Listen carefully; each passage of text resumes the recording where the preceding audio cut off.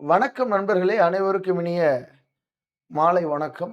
நம்ம இன்றைக்கான வீடியோல எது சம்பந்தமா பார்க்க போறோம் அப்படின்னா, தேர்தல் அனௌன்ஸ் பண்ணியாச்சு. வரக்கூடிய ஏப்ரல் 23ஆம் தேதி தமிழக சட்டசபை தேர்தல் நடக்கப் போகுது. ஏப்ரல் 9ஆம் தேதியே இப்ப தேர்தல் நடந்துகிட்டு இருக்கு. பாண்டிச்சேரிலாம் தேர்தல் நடக்குது. அப்ப இந்த ஏப்ரல் 23 தேர்தல் நடக்க போறதுக்கு இதற்கான வேட்பாளர் பட்டியல் அரசியல் கட்சிகள் சார்பாக அனௌன்ஸ் பண்ணியாச்சு. அதே மாதிரி அவங்க வேட்புமனு தாக்கலும் பண்ணிட்டாங்க. வேட்புமனு தாக்கல் பரிசீலனையும் பண்ணியாச்சு. ஏப்ரல் 9 தான் வேட்புமனுவ திரும்ப பெறுவதற்கான லாஸ்ட் டேட் சொல்லியிருக்காங்க. வேட்புமனுவ திரும்ப பெறுவதற்கான லாஸ்ட் டேட்ன்னு சொல்லி ஏப்ரல் 9 சொல்லியிருக்காங்க. இப்ப இதற்கு அப்புறம் என்ன ப்ராசஸ் நடக்கும் அப்படின்னா, சின்னங்கள் ஒதுக்கீடு. யார் யாருக்கு என்ன சின்னம் ஒதுக்குறாங்க? ஆனா, அரசியல் கட்சி சார்ந்தவங்க மட்டும் எலெக்ஷன்ல நிக்கிறது கிடையாது. சுயேட்சையா இருக்கிறவங்க நெறைய இடத்துல வேட்பாளரா நிக்கிறாங்க. அப்ப சிம்பல் எப்படி குடுக்குறாங்க? இத பத்தி நம்ம இன்னும் தெரிஞ்சுக்கிறலாம். தேர்வுகளுக்கு இது மாதிரியான கேள்விகள் கேட்பாங்களா? இல்ல சட்ட நுணுக்கங்கள் என்ன இருக்கு? அதுதான் நம்ம இந்த வீடியோல பார்க்க போறோம். நம்ம இந்த வீடியோ பார்க்கறதுக்கு முன்னாடி ஒரு சின்ன இன்ஃபர்மேஷன்.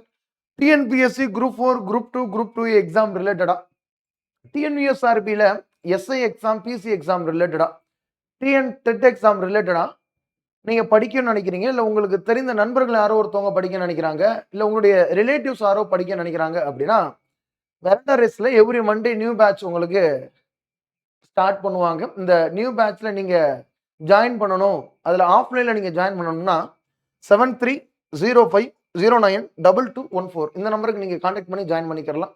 இல்ல நீங்க வீட்ல இருந்தே படிக்கணும்னு நினைக்கிறீங்க. இப்ப டிகிரி படிச்சுட்டு இருக்கீங்க, காலேஜ் படிச்சுட்டு இருக்கீங்க, வீட்ல இருந்தே படிக்கணும்னு நினைக்கிறீங்க. இல்ல ஒர்க் பண்ணிக்கிட்டு இருக்கீங்க, வீட்ல இருந்தே படிக்கணும்னு நினைக்கிறீங்கன்னா, தாராளமா ஆன்லைன் கிளாஸ்லயே நீங்க ஜாயின் பண்ணி படிக்கலாம். ஆன்லைன் கிளாஸ் சம்பந்தமா நீங்க தெரிஞ்சுக்கிறணும், அதுல நீங்க ஜாயின் பண்ணணும் அப்படின்னு நீங்க நினைச்சா 7305092269 இந்த நம்பருக்கு நீங்க கான்டாக்ட் பண்ணி ஜாயின் பண்ணிக்கலாம். அடுத்து ரொம்ப முக்கியமான இன்ஃபர்மேஷன் தான் தலைவி பேட்ச் அப்படின்னு சொல்லக்கூடியது. வெரண்டரஸ்ல ஒன்லி ஃபார் விமென்ஸ் அவர்களுக்காகவே இந்த பேட்ச் போயிட்டு இருக்கு.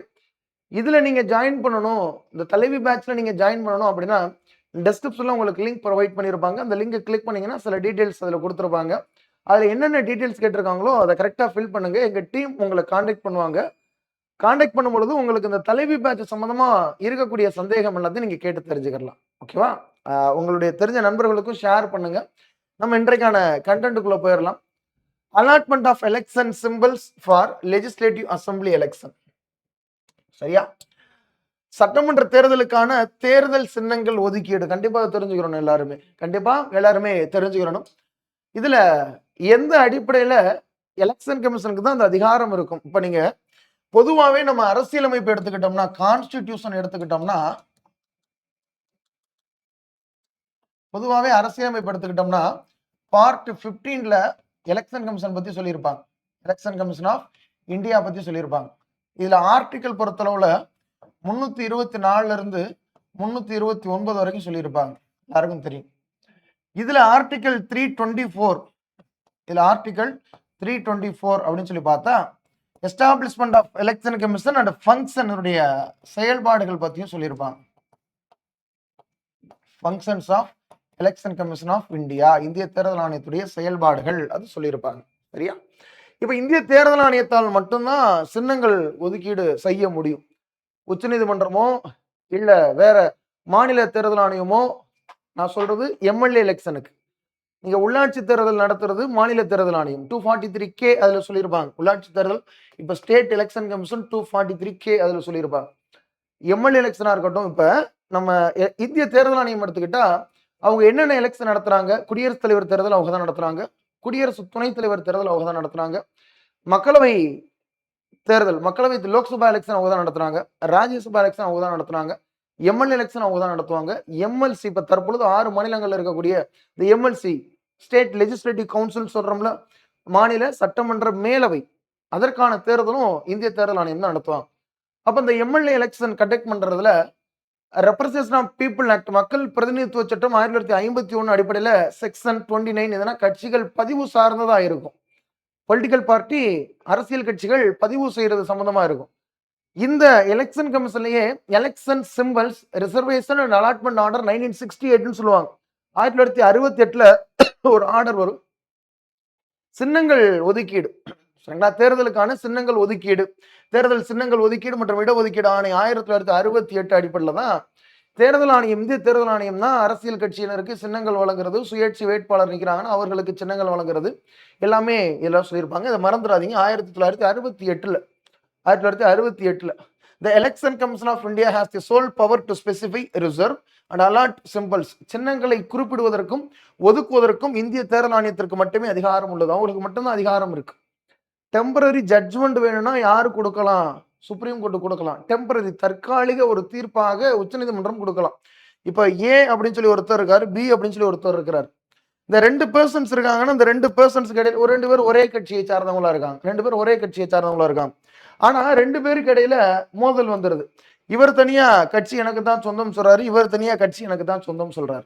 சரியா? அப்ப இந்த நேரத்துல அவசரமா தேர்தல் வருது அப்படின்னா டெம்பரரியா ஜட்ஜ்மெண்ட் கொடுக்கறதுக்கு யாருக்கு ரைட்ஸ் இருக்குன்னா சுப்ரீம் கோர்ட். டெம்பரரி தான், தற்காலிகமா இப்ப ஏ அவர்களுக்கு அதிகமாக பொதுக்குழு உறுப்பினர்கள் இருக்காங்க, ஏ அவர்களுக்கு அதிகமாக மாவட்ட செயலாளர்கள் சப்போர்ட் இருக்காங்க, ஏ அவர்களுக்கு பாத்தீங்கன்னா அதிகமாக ஒன்றிய செயலாளர் சப்போர்ட் இருக்காங்க. அதை பேஸ் பண்ணி சரிங்களா, அந்த எக்ஸிக்யூட்டிவ்ஸ் அதை பேஸ் பண்ணி என்ன பண்ணுவாங்க, டெம்பரரியா இவர்களுக்கு சின்னங்கள் அந்த கட்சியை சேர்ந்த சின்னம் இவர்களுக்கு கொடுக்கப்படும், இவர்களுக்கு டெம்பரரியா கொடுத்துக்கலாம்னு சொல்லுவாங்க சுப்ரீம் கோர்ட். இப்ப இந்த ஏ பி 2 பேர் ஃபைட் பண்ணால பி என்ன பண்றாரு, எலெக்ஷன் கமிஷனுக்கு போறாரு. எலெக்ஷன் கமிஷன் தான் இறுதி முடிவு எடுப்பாங்க. Final authority to decide political party issue. அரசியல் கட்சியில நடக்கக்கூடிய பிரச்சனைகளுக்கு இறுதி முடிவு எடுக்கக்கூடிய அதிகாரம் தேர்தல் ஆணையத்துக்கு தான் இருக்கு. அப்ப அவங்க என்ன பண்ணலாம்னா, இந்த ஏ பி 2 பேரும் கேட்கறாங்களா, என்ன கட்சி, இப்ப எக்ஸ் அப்படின்னு சொல்லி ஒரு கட்சி இருக்கா, இந்த கட்சியுடைய பைலாவை பார்ப்பாங்க. அந்த கட்சியுடைய பைலா விதி என்ன சொல்லுது, பார்லிமெண்டரி டைப் ஆஃப் பொலிட்டிக்கல் பார்ட்டியா இருக்கா, பிரசிடென்சியல் டைப் ஆஃப் பொலிட்டிக்கல் பார்ட்டியா இருக்கா அப்படின்னு சொல்லி பார்ப்பாங்க. அப்ப பார்லிமெண்டரி டைப் ஆஃப் பொலிட்டிக்கல் பார்ட்டினா எந்த மெத்தடாலஜில அந்த கட்சிக்கான தலைவர் இருக்கணும், என்ன மெத்தடாலஜில அந்த கட்சிக்கான பொதுச் செயலாளர் இருக்குன்னு சொல்லி பார்ப்பாங்க. அதே மாதிரி presidential type of political party இருந்துச்சுன்னா என்ன மெத்தடாலஜில அந்த கட்சிக்கான அவைத்தலைவர் இருக்கணும், என்ன மெத்தடாலஜில அந்த கட்சிக்கான பொதுச் செயலாளர் இருக்குன்னு சொல்லி பார்ப்பாங்க.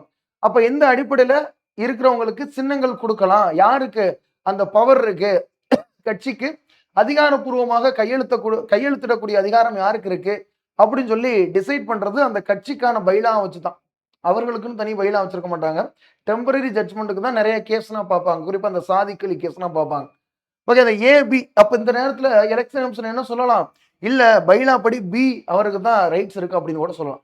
அப்ப தெளிவா நீங்க என்ன தெரிஞ்சுக்கணும் அப்படின்னா, ஒரு அரசியல் கட்சி, அந்த அரசியல் கட்சியில 2 பிரிவு ஏற்படுதுன்னா 2 பிரிவுகளுக்குமே அந்த சின்னம் சொந்தம் இல்ல, சிம்பிளை நாங்க ஃப்ரீஸ் பண்றோம், சின்னத்தை நாங்க முடக்கி வைக்கிறோம் அப்படி சொல்றதுக்கும் எலெக்ஷன் கமிஷனுக்கு ரைட்ஸ் இருக்கு. இல்ல இந்த 2 பிரிவுல இந்த பிரிவுக்கு தான் இந்த சின்னம் செல்லுபடியாகும், அவங்க தான் உண்மையான அந்த கட்சி அப்படின்னு சொல்றதுக்கும் இந்திய தேர்தல் ஆணையத்துக்கு அதிகாரம் இருக்கு. ஓகேவா? அதே மாதிரி எம்எல்ஏ எலெக்ஷன் இப்ப கண்டக்ட் பண்ண போறாங்கன்னா எம்எல்ஏ எலெக்ஷன்ல யார் யாருக்கு என்ன சிம்பிள் கொடுக்கறது அப்படின்னு சொல்றதுக்கும் அவர்களுக்கு மட்டுமே அதிகாரம் இருக்கு. அதான் அதுல சொல்லியிருப்பாங்க, சின்னங்களை குறிப்பிடுவதற்கும் ஒதுக்குவதற்கும் இந்திய தேர்தல் ஆணையத்திற்கு மட்டுமே அதிகாரம் உள்ளது. எக்ஸாம்ல கேட்டாங்கன்னா சரியா எழுதிடணும். அடுத்து எலெக்ஷன் கமிஷன் ஆஃப் இந்தியா இந்த சிம்பிளை 2 கேட்டகரியா பிரிக்கலாம். சின்னத்தை 2 கேட்டகரியா பிரிக்கிறாங்க. ஒன்னு ரிசர்வ்டு சிம்பிள் சொல்லுவாங்க, இன்னொன்னு ஃப்ரீ சிம்பிள் சொல்லுவாங்க. ஒன்னு என்ன சொல்றாங்க, ரிசர்வ்டு சிம்பிள் சொல்றாங்க. ஒன்னு ரிசர்வ்டு சிம்பிள் ஒதுக்கப்பட்ட சின்னங்கள் சொல்றாங்க. ரெண்டாவது ஃப்ரீ சிம்பிள்ஸ் சுயேட்சை சின்னங்கள் சொல்றாங்க. 2 விதமா சிம்பிளை பிரிக்கிறாங்க. ஃபர்ஸ்ட் பாருங்க, இந்த ரிசர்வ்டு சிம்பிள்ஸ் சொல்லக்கூடிய exclusive for recognised national and state party, அவர்களுக்காக ஒதுக்கப்பட்ட சின்னம். அதை யாருமே கேட்க முடியாது, அங்கீகரிக்கப்பட்ட தேசிய மற்றும் மாநில கட்சிகளுக்கு ஒதுக்கிய சின்னங்கள் இதை யாருமே கேட்க முடியாது. நல்லா கவனிங்க, ஒரு கட்சி இப்ப நேஷனல் பார்ட்டியா இருக்காங்க, தேசிய கட்சியா இருக்காங்கன்னா இந்தியா முழுமையும் சரிங்களா, இந்தியா முழுமையும் அவர்கள் மட்டுமே அந்த அந்த சின்னத்தை பயன்படுத்த முடியும். இந்தியா முழுவதும் அவர்கள் மட்டுமே அந்த சின்னத்தை பயன்படுத்தலாம். இப்ப 6 பொலிட்டிக்கல் பார்ட்டி தேசிய கட்சியாக இருக்காங்க.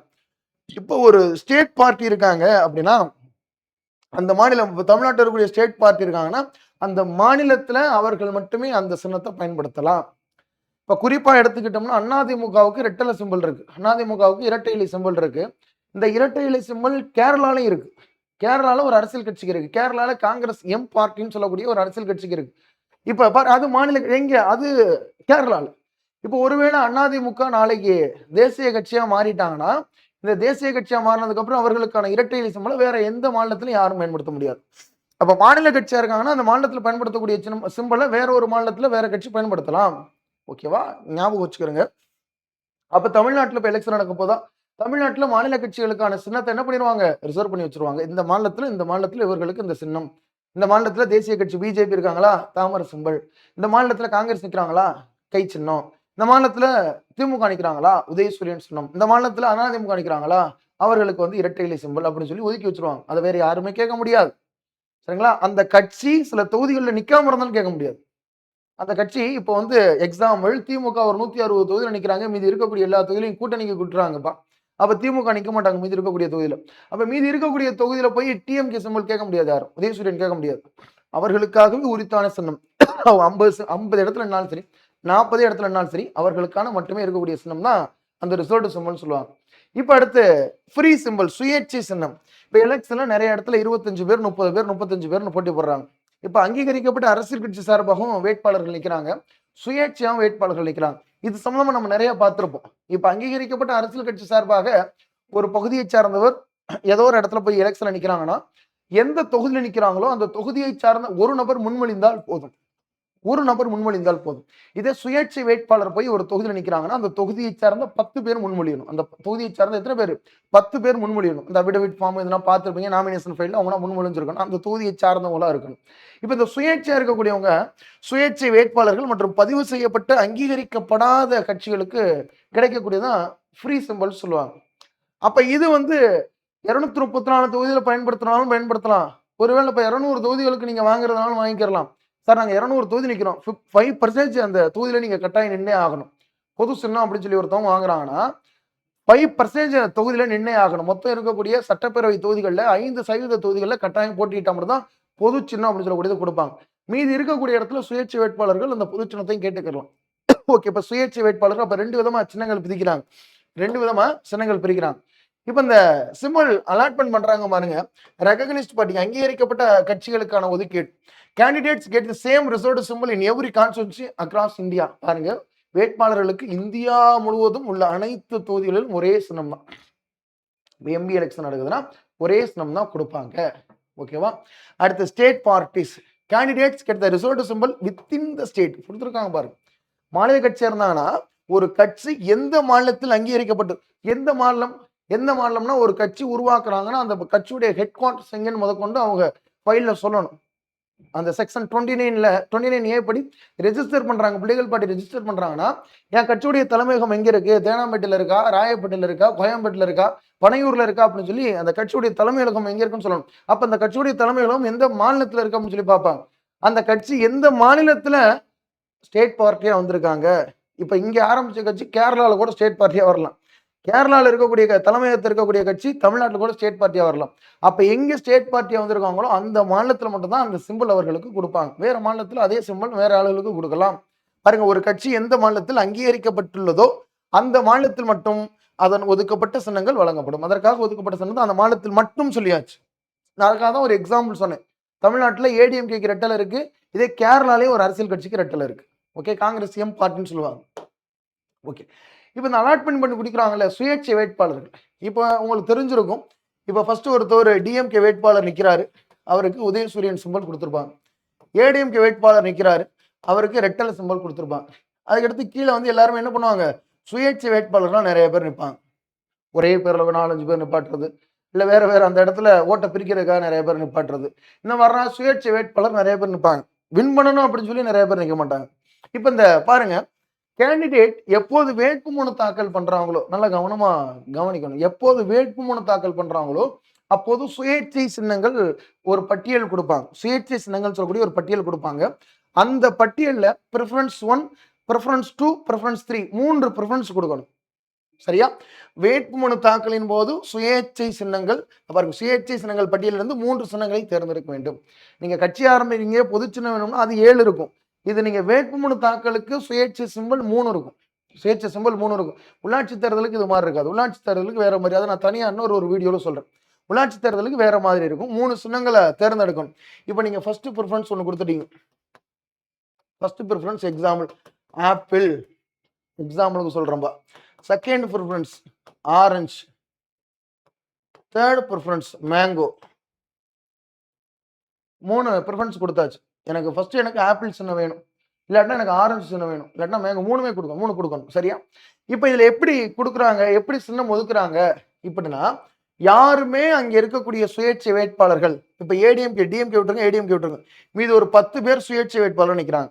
இது எத்தனை பேர்? ஒரு 10 பேர் சுயேட்சை வேட்பாளர் நிக்கிறாங்கன்னா, இந்த 10 பேர்ல ஒரே ஒருத்தர் தான் ஆப்பிள் சின்னம் கேட்டிருக்காங்க வேணும்னு. ஃபர்ஸ்ட் ப்ரிஃபரன்ஸ் குடுத்திருக்காரு. மீதி யாருமே ஃபர்ஸ்ட் ப்ரிஃபரன்ஸ்ல ஆப்பிள் கேட்கவே இல்ல அப்படின்னா, அவருக்கே ஆப்பிள் சின்னம் குடுத்துருவாங்க.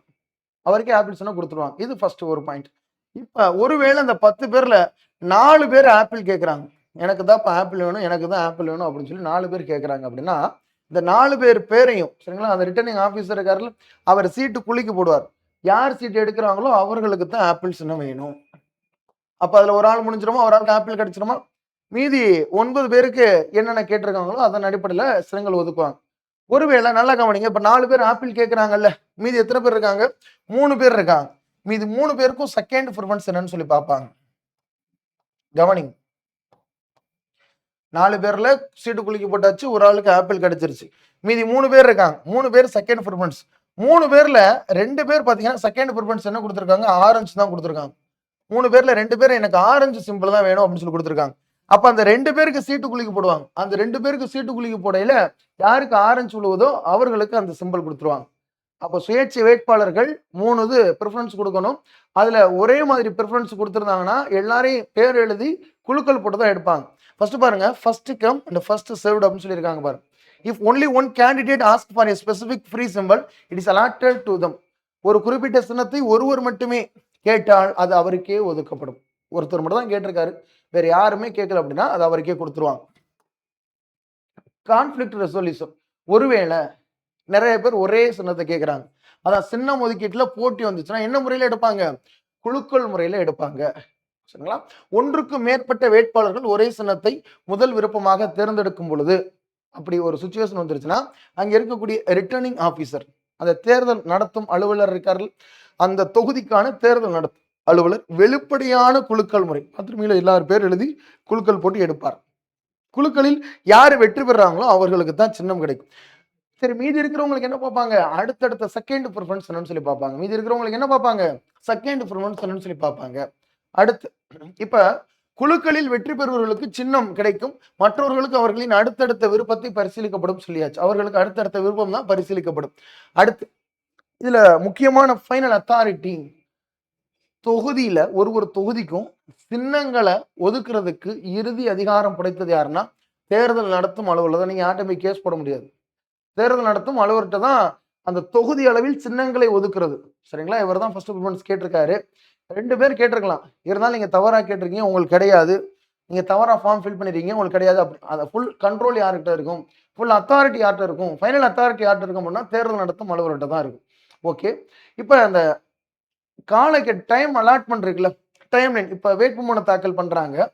வேட்புமனு தாக்கல் பண்றதுக்கு அப்புறம் என்ன நடக்கும்? ஸ்க்ரூட்டினி நடக்கும். மனு பரிசீலனை பண்ணுவாங்க, கரெக்டா கொடுத்துருக்காங்களா இல்லையா அப்படின்னு சொல்லி பரிசீலனை பண்ணுவாங்க. அதற்கு ஆப்போசிட்ல இருக்கக்கூடிய கட்சிகள்லாம் ஆட்சேபனை தெரிவிப்பாங்க. இந்த இடத்துல தவறா கொடுத்துருக்காரு, இந்த இடத்துல இப்படி சொல்லியிருக்காரு, அப்படி சொல்லியிருக்காரு ஆட்சேபனை தெரிவிப்பாங்க. சின்ன சின்ன மைனர் மிஸ்டேக் இருந்துச்சுன்னா அதை கரெக்ட் பண்ணுவாங்க. இல்ல பெரிய அளவுல மிஸ்டேக் இருந்துச்சுன்னா வேட்புமனு என்ன பண்ணிடுவாங்க? தள்ளுபடி பண்ணிடுவாங்க. இல்ல இவர் இந்த வேட்பாளர் தவறா பண்ணியிருக்காரு, தள்ளுபடி பண்ணிடுவாங்க. அந்த வேட்புமனு பரிசீலனைக்கு அப்புறம் வேட்புமனுவை திரும்ப பெறுவதற்கான அவகாசம் கொடுத்திருப்பாங்க. இப்ப தமிழகத்துல ஏப்ரல் 9ஆம் தேதி கொடுத்திருக்காங்க. வேட்புமனுவை திரும்ப வாங்கிக்கலாம், ஏப்ரல் 9ஆம் தேதி வாங்கிக்கலாம்னு சொல்லியிருப்பாங்க. வேட்புமனுவை திரும்ப வாங்கினதுக்கு அப்புறம் தான் யார் யாருக்கு எந்த சிம்பிள் அப்படின்னு சொல்லக்கூடியது அதற்கடுத்து தெரியும். பாருங்க, அப்ப அந்த இப்போ ஒருவேளை அடுத்த ஏப்ரல் 10னா மீதி இருக்கக்கூடிய நாட்கள் தான் அந்த சுயேட்சை வேட்பாளர்கள் அவருடைய சின்னத்தை ப்ரமோட் பண்ணணும். புரியுதா? இதே நீங்க அரசியல் கட்சியை சார்ந்தவங்க வேட்பாளர் அனௌன்ஸ் பண்றதுக்கு முன்னாடி இல்ல, அதற்கு முன்னாடி இருந்தே ஒரு தொகுதியில அங்கங்கே சிம்பிளை போட்டு வச்சிடலாம். அங்கங்கே சிம்பிளை போட்டு வச்சிடலாம். இந்த வேட்பாளர் யாருன்னு தெரிஞ்சு அந்த வேட்பாளர் அந்த சிம்பிளை கேட்க ஆரம்பிச்சிருவாங்க. ஆனா சுயேட்சை நிக்கிறவங்க இந்த வேட்புமனு மறுபடியும் திரும்ப வாங்கினதுக்கு அப்புறம் சுயேட்சை சிம்பிள் என்ன கிடைக்குதோ அதை வாங்கினதுக்கு அப்புறம் தான் அவங்களால தேர்தல் பிரச்சாரமே சின்னத்தை கொடுத்து வாங்க முடியும். சின்னத்தை இந்த இடத்துல இருக்கியா சிம்பிள், இதுக்கு போய் ஓட்டு போடணும் அப்படின்னு சொல்லி அதுக்கப்புறம் தான் நீங்க தெரியப்படுத்த முடியும். நிறைய பேருக்கு ரீச் பண்றதுக்கு ரொம்ப சிரமமா இருக்கும். சரியா? பாருங்க, வேட்புமனுக்களை திரும்ப பெறுவதற்கான காலக்கெடு முடிந்த பிறகு ஒதுக்கீடு. இப்போ இதெல்லாம் லோக்கல் செல்ஃப் கவர்மெண்ட்ல இதுவும் அன்னைக்கே நடந்துரும். வேட்புமனு திரும்ப பெறதுக்கான காலகட்டம் 3 மணி கொடுத்துருக்காங்க, ஏப்ரல் 9 3 மணி கொடுத்துருக்காங்கன்னா அடுத்த 3 மணிக்கு அப்புறம் சின்னங்கள் ஒதுக்கீடு நடந்துரும். அடுத்து கடைசியா ஃபார்ம் 7A அப்படின்னு சொல்லக்கூடியது ஒன்று இருக்கும். கடைசியா இது தெரிஞ்சுக்கணும். ஃபார்ம் 7A படிவம் 7A அப்படின்னா இப்ப பாருங்க ஏ, பி, சி, டி, இ, எஃப். இவர் வந்து ஏடிஎம்கே நிற்கிறாரு, ரெட்டல் சிம்பிள் ஒதுக்கிடுவான். இவர் டிஎம்கே நிற்கிறாங்க, உதயசூரியன் ஒதுக்கிடுவான். இவர் சுயேட்சை, இவங்க 4 பேர் சுயேட்சை. இப்ப 4 பேருக்கு இடையில போட்டி வருது. அதுக்கப்புறம் குலுக்கல் போட்டு இவருக்கு ஒரு சிம்பிள், இவருக்கு ஆப்பிள், இவருக்கு ஆரஞ்சு, இவருக்கு தான் மேங்கோ கிடைக்குது, இவருக்கு வந்து வேற ஏதோ ஒரு சிம்பிள் பனானா கிடைக்குதுன்னு வச்சுக்கிறோங்களேன். கிடைக்குது, எக்ஸாம்பிள் கிடைக்குதுன்னா என்ன எழுதுவாங்கன்னா 7A அப்படின்னு சொல்லி ஒரு ஃபார்ம் இருக்கும். வேட்பாளர் யார் யாரு, அவர்களுக்கான பேர் என்ன, அவங்க சின்னம் என்ன, வேட்பாளர் பேர் என்ன, அவர்களுக்கான சின்னம் என்ன அப்படின்னு சொல்லி அதுல போட்டுருவாங்க 7Aல. ஒருவேளை அந்த 7Aல போட்டதுக்கு அப்புறம் இதுல எந்த ஒரு மாற்று கருத்தும் இல்லாம மாற்றங்களை செய்ய மாட்டாங்க. பாருங்க, சின்னங்கள் ஒதுக்கப்பட்டவுடன் போட்டியிடும் வேட்பாளர்களின் பட்டியல் படிவம் 7Aயில் வெளியிடப்படும். ஓகே. அங்கீகரிக்கப்படாத கட்சிகள் மொத்த இடங்களில், நான் சொன்ன தெரியுமா, அன்ரெகனைஸ்டு பொலிட்டிக்கல் பார்ட்டி இருக்காங்கல்ல, அவங்க வந்து அங்கீகரிக்கப்படாத அரசியல் கட்சி இப்பதான் எலெக்ஷன் நிக்க போறாங்க அப்படின்னா அங்கீகரிக்கப்படலை, ஆனா அவங்க பொது சின்னம் சொல்லக்கூடியதை கேட்கலாம். பொது சின்னம் கேட்கறாங்கன்னா 5% மேல அதிகமான இடங்கள்ல போட்டியிடணும், அப்பதான் பொதுவான சின்னம் கொடுப்பாங்க. சரிங்களா? இப்ப தமிழகத்தில் தமிழக வெற்றி கழகம் அப்படின்னு சொல்லி ஒரு கட்சி இருக்கா. நடிகர் விஜய் அவர்களுடைய கட்சிகளுக்கு பொதுவான சின்னம் கொடுத்திருக்காங்க, விசில் சிம்பிள் கொடுத்திருக்காங்க. இப்ப அவர்கள் 5% மேல கண்டிப்பா அந்த எலெக்ஷன்ல போட்டி போட்டிருக்கணும். இப்ப எக்ஸாம்பிள் 234 தொகுதியில 200 தொகுதியில 234 அனௌன்ஸ் பண்ணியாச்சு, வேட்பாளர் அனௌன்ஸ் பண்ணியாச்சு. 200 தொகுதியில தான் விசில் போட்டி போடுது. மீதி 34 தொகுதியில வந்து அவர் கூட்டணி கட்சிக்கு யாரோ கொடுத்துட்டாரு, கூட்டணி கட்சி சார்பாக தான் வேற சிம்பிள நிக்கிறாங்க அப்படின்னா இந்த மீதி இருக்கக்கூடிய 34 தொகுதியில சுயேட்சை வேட்பாளர்கள் அந்த விசில் சிம்பிளை கேட்கலாம். சரிங்களா? ரைட், இதுவும் தெரிஞ்சுக்கணும், கட்டாயம் தெரிஞ்சுக்கணும். அடுத்து ஒரு கரெக்டா அந்த ஃபார்ம் 7Aல ஒன்ஸ் சைன் பண்ணியாச்சுன்னா படிவம் 7Aயில் கையெழுத்திட்ட பிறகு எந்த சூழ்நிலையும் மறுபடியும் எனக்கு இந்த ஆரஞ்சு பிடிக்கல, மேங்கோ தான் வேணும், ஆப்பிள் பிடிக்கல, எனக்கு ஆரஞ்சு தான் வேணும் அப்படின்னு சொல்லி சின்னத்தை மாற்றவே முடியாது. இதுதான் நீங்க கடைசியா தெரிஞ்சுக்க வேண்டியது. சரியா? ரைட், நம்ம இந்த வீடியோல என்ன பார்த்தோம் அப்படின்னா, அரசியல் கட்சிகள் நிறைய போட்டி போடுறாங்க, அதே மாதிரி சுயேட்சை வேட்பாளர்கள் போட்டி போடுறாங்க, அவர்களுக்கான சின்னங்கள் ஒதுக்கீடு எம்எல்ஏ எலெக்ஷன்ல எப்படி ஒதுக்குறாங்க, யாருக்கு அந்த அதிகாரம் கொடுத்துருக்காங்க, ஒரே நபர் நிறைய நபர்கள் ஒரே சின்னத்தை கேட்டாங்கன்னா என்ன மாதிரியான இஷ்யூ வரும், அந்த நேரத்தில் எப்படி முடிவெடுப்பாங்க, எப்படி குழுக்கள்ல யாருக்கு ப்ரிஃபரன்ஸ் வருது, யாருக்கு குழுக்கள்ல விழுவுதோ அவர்களுக்கு தான் அந்த சின்னம் கொடுப்பாங்க, எல்லாமே இந்த வீடியோல பார்த்தோம். கண்டிப்பா தேர்தல் சம்பந்தமா அடுத்து வரக்கூடிய நாட்கள்லையும் நிறைய வீடியோஸ் உங்களுக்கு ஒன்று ஒன்றா நான் போடுறேன். இதை பார்க்கக்கூடிய நண்பர்கள் உங்களுடைய நண்பர்களுக்கும் ஷேர் பண்ணுங்க, லைக் பண்ணுங்க. அடுத்து என்ன மாதிரியான வீடியோ வேணும்னு சொல்லி நார்மல் கமெண்ட்ல சொன்னாதான் அடுத்து வரக்கூடிய நாட்கள்ல அது மாதிரியான வீடியோக்கள் எடுத்துட்டு வரலாம். ஓகே, மறந்துடாதீங்க, அடுத்து வரக்கூடிய லைவ் கிளாஸ்க்கு சந்திக்கலாம். நன்றி, வணக்கம், வாழ்க வளமுடன். நன்றி.